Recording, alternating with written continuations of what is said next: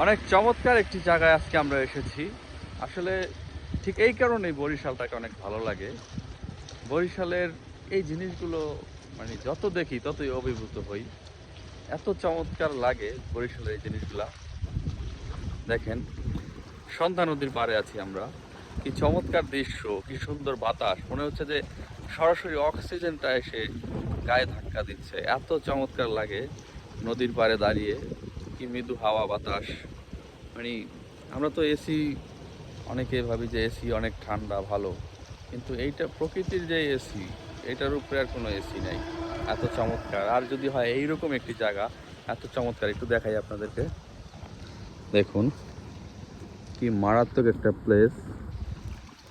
এইরকম একটা প্লেসে কার না ভালো লাগে আসলে বলেন।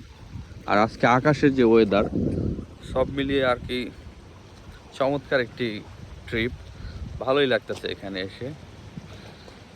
আপনার যদি মন খারাপ থাকে, আপনি বিকেলবেলা এরকম একটি নদীর পাড়ে এসে দাঁড়াবেন, অবশ্যই আপনার মন ভালো হয়ে যাবে।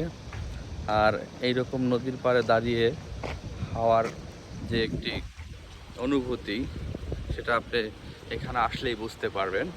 তো রয়েছি সন্ধ্যা নদীর পাড়ে।